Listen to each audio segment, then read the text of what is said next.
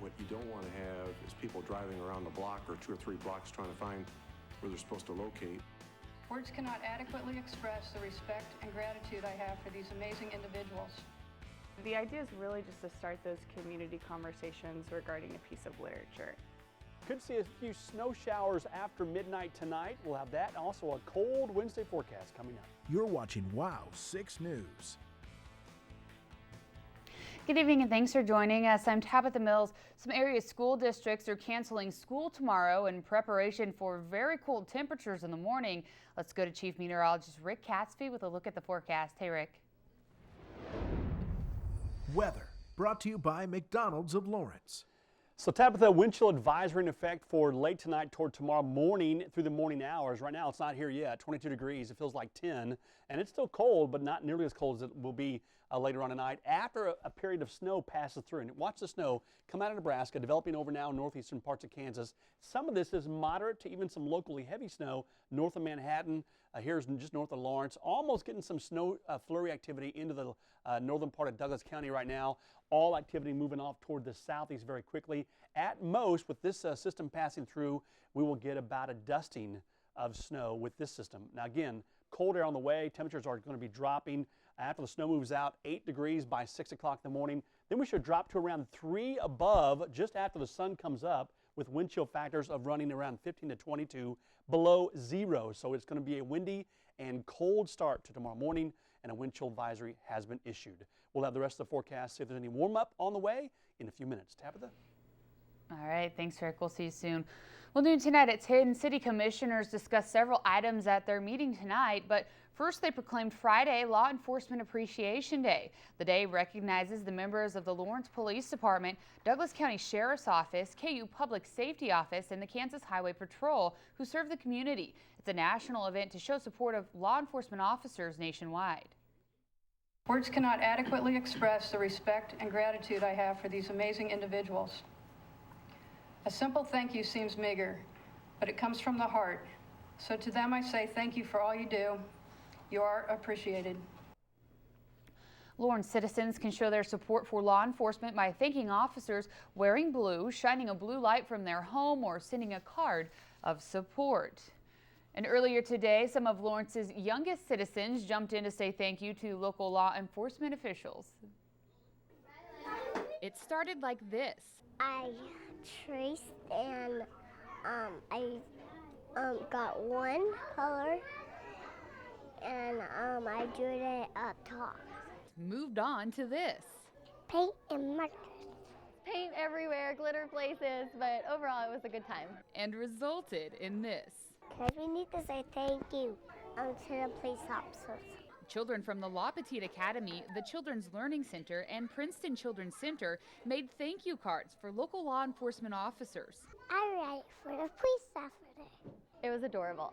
As a child, when we talk to them about police officers and safety patrol people, they really admire what they do, and that's something that they look up to. What was your favorite part about making the cards? So we can give them to the police officers. Officers are sure to enjoy these kind words, drawings, and scribbles. Right now, especially with all that's going on, but you know, anytime it's nice to show our appreciation for them. They're so behind the scenes and we don't get an opportunity to see them and thank them often enough. I'm sure these will bring a smile to their faces. I mean, it brought a smile to my face. And these handmade cards seem to mean much more than what meets the eye. When a child makes something for you, it comes from truly the bottom of their heart. Thank you. Thank you.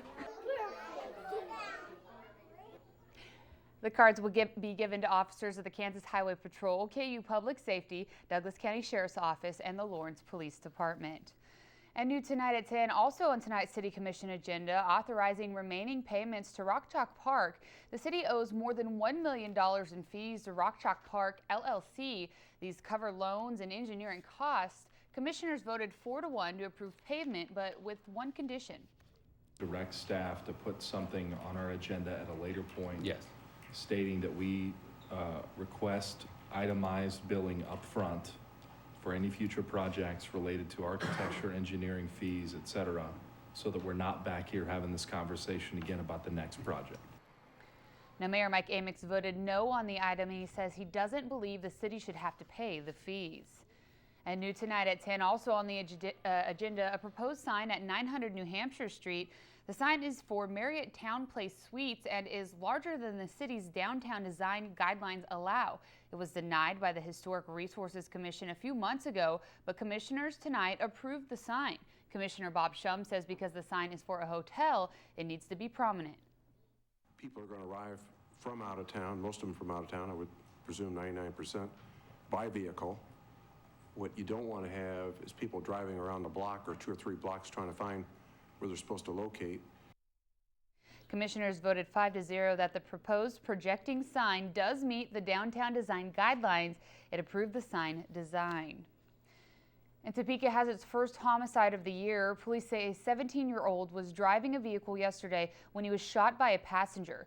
The vehicle crashed into a home and the suspect fled. Police say they are looking for a 21-year-old man as a person of interest in the shooting. They have not released possible reasons for the shooting. There were no other injuries.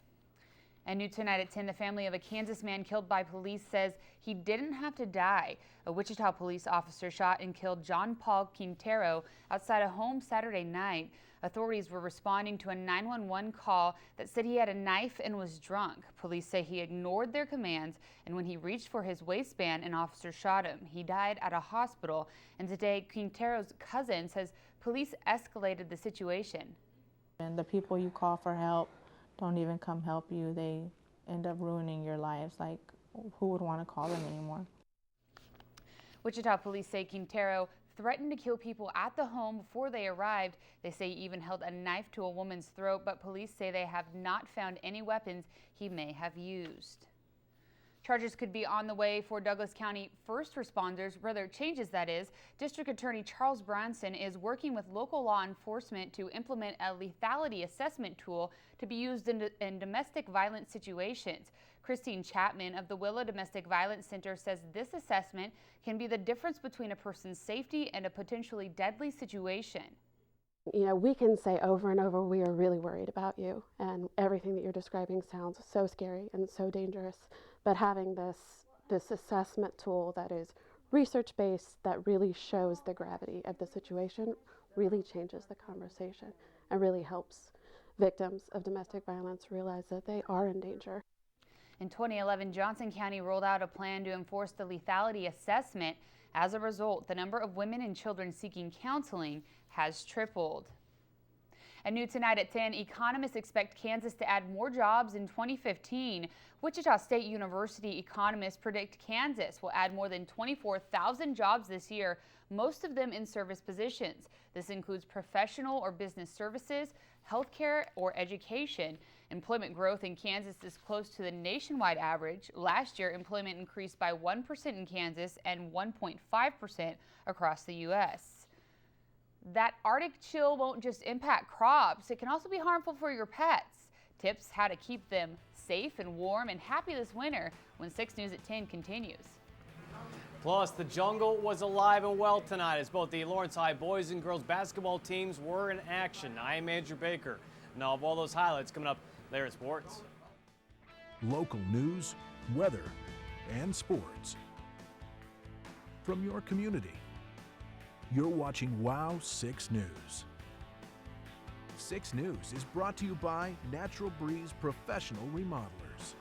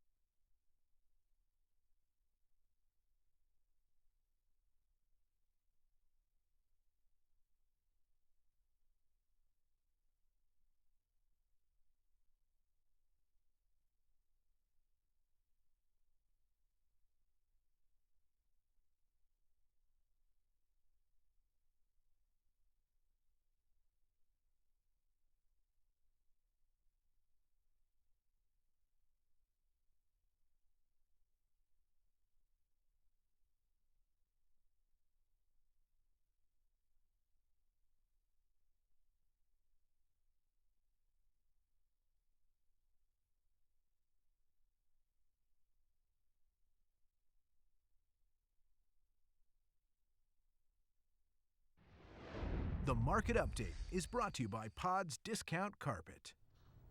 Temperatures are plunging in Lawrence, and with that cold weather, it's important to keep warm and don't forget about your pets. 6 News reporter Amita Smith stopped by the Lawrence Humane Society and has a few tips on how to keep our furry friends warm this winter. Thanks, Tabitha. I'm here with Kate Megji from the Humane Society. Thank you so much for joining us. Yeah, thanks for coming. Yeah, no problem. So first, tell me how we can help keep our pets safe in this cold weather. Well, paramount is keeping them inside. People think that animals can be outside in these really cold temperatures, and really they can't. After you take your pet outside to walk or to relieve themselves, is to wipe their paws off. They can get ice built up under in the cracks of their paws, which can cause frostbite, cuts, and bleeding.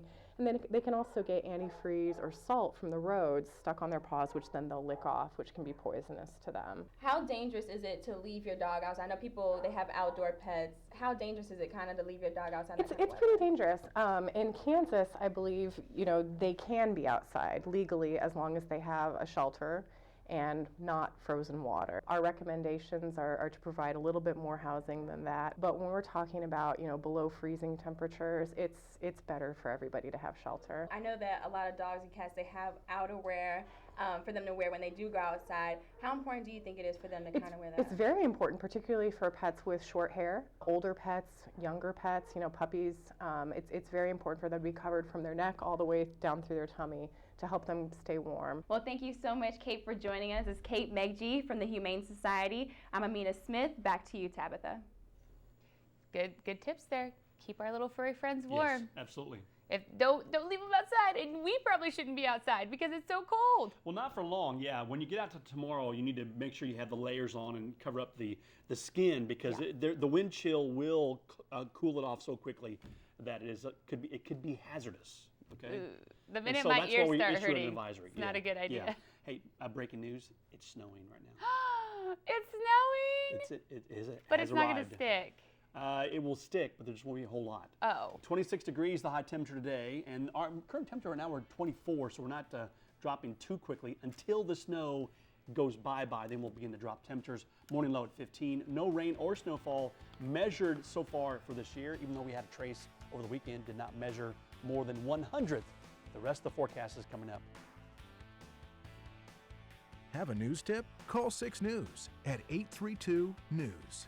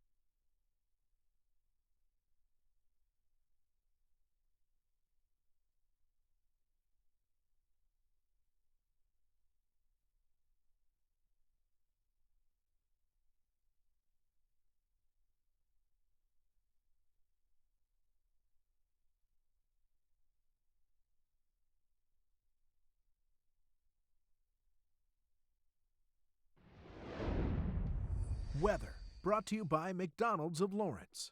Okay, so the leading edge of the snow that's moving into northeastern parts of Kansas just passed through here in North Lawrence, but then it just passed right by us. And we had some snowflakes on this is a street lamp that we could see some of the flakes flying.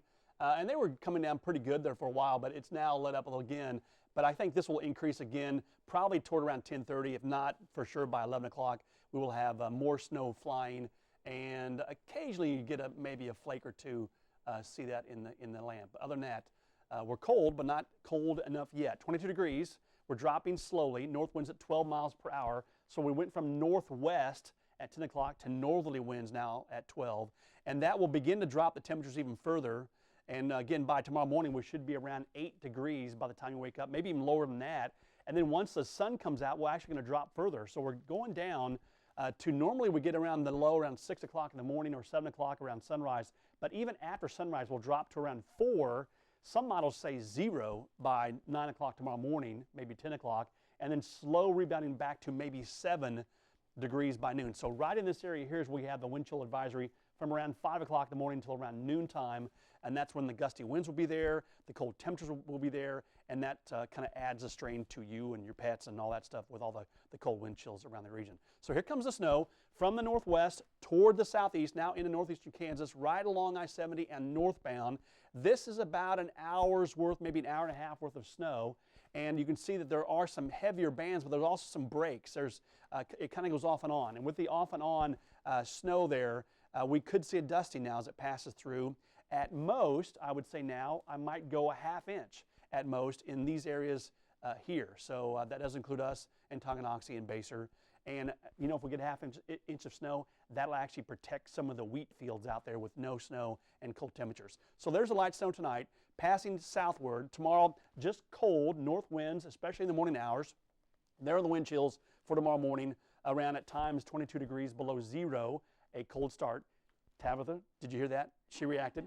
A cold day tomorrow with high temperatures by afternoon around 6, 7, 8 or so. And then we'll drop down to 5 degrees below 0 by midnight tomorrow night into early on Thursday morning. And then we rebound Thursday to 32, back to 18 on Friday, 25 on Saturday, and around 37 on Saturday. So besides the snow we get today, that's pretty much it until maybe Monday evening is our next chance. So could see a dusting, maybe a ½ inch tonight. The reaction, in case you guys didn't hear, was I can't whistle when I'm in a lap though, but I whistled. It was like, yeah, it's cold. It's cold. Yeah, that's freezing. I'm not ready for it. Not records, but cold and a windy day. Yeah. All right, well, just make sure and bundle up and limit your time outside. There you go. All right, thanks, Rick. Well, the Lawrence Public Library is starting a new chapter of its Read Across Lawrence program, the latest group that can get in on the fun next. Select Warn Radar is brought to you by Niehoff Dunko.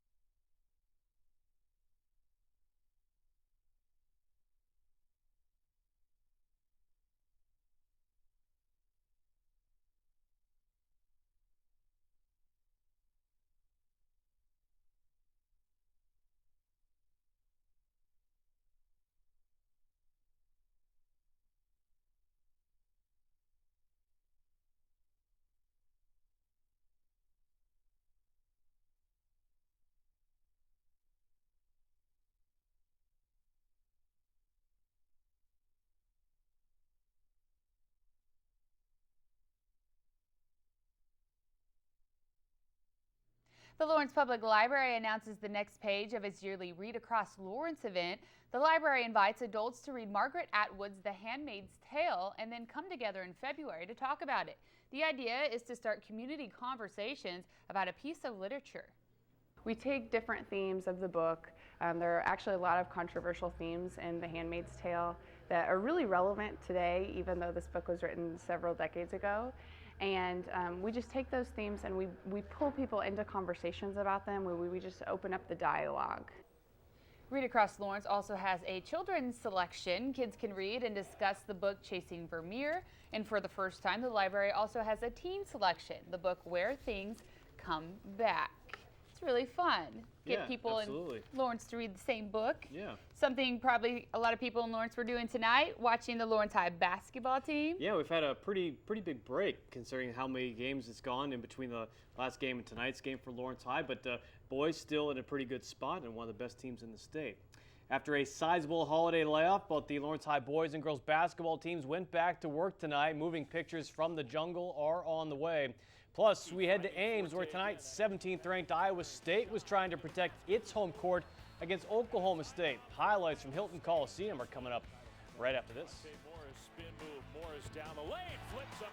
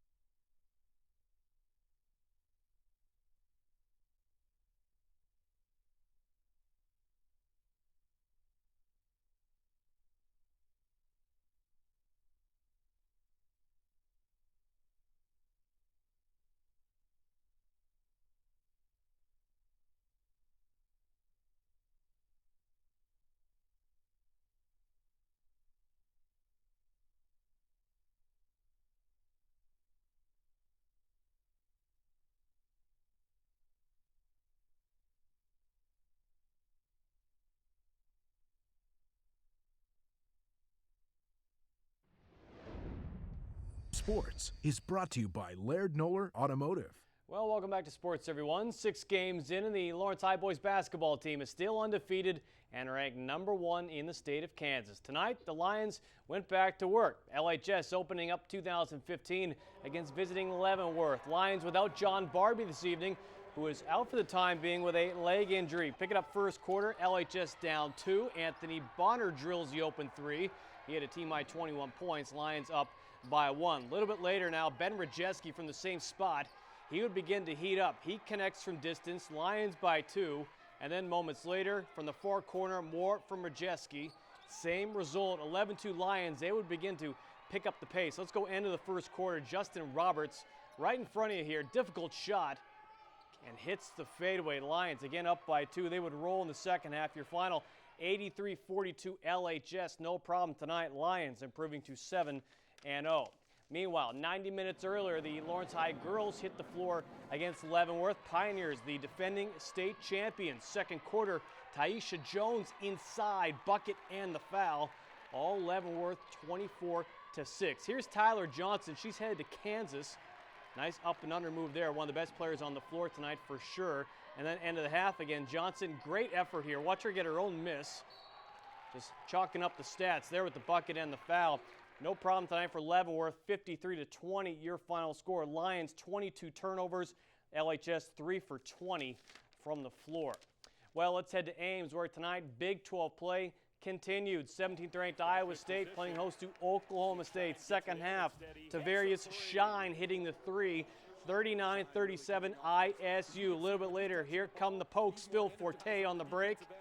No problem, he buries it. Cowboys with the lead, up by 1. But next Cyclone possession, Naz Long. Bad pass, no problem. Knocks it down, 46-44. This one was tight late. Iowa State able to hang on, 63-61. ISU improving to 11-2. Well, elsewhere, the non-conference portion of the Kansas men's basketball team season is over. On Sunday, the Jayhawks wrapped things up nicely with a 15-point win against UNLV. Surprisingly, KU's 11-2 mark entering Big 12 play is 2 games better than last year's 9-4 record. Kevin Romery has that story. Offensive rebound. We weren't ready to play with Kentucky, and we've improved a lot since then.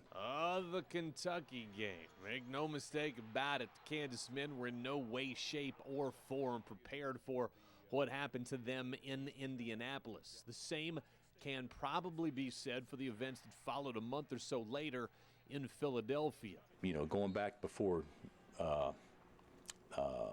Thanksgiving, although we've been a little bit inconsistent, we basically played fairly well, with the exception of one miserable night.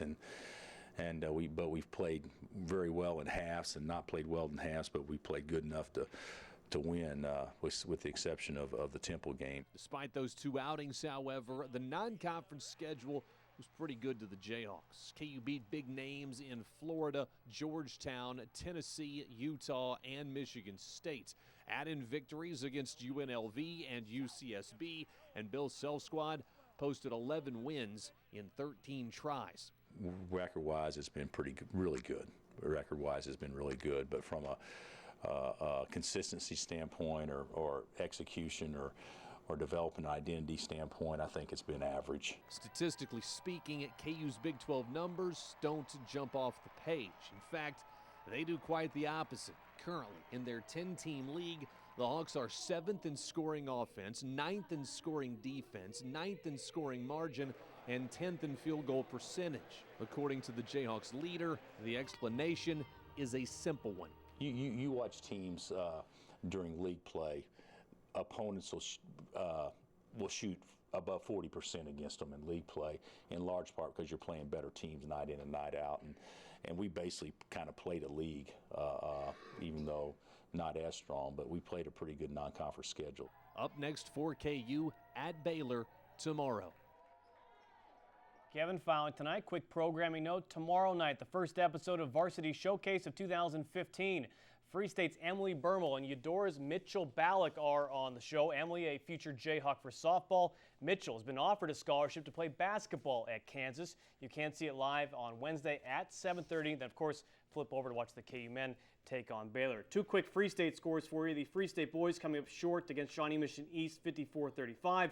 Free State girls, big win, 54-30. Firebirds 6-0. Alrighty, well, thank you so much, Andrew. Snowflakes fell in the nation's capital today, giving one furry friend her first winter wonderland. That's next.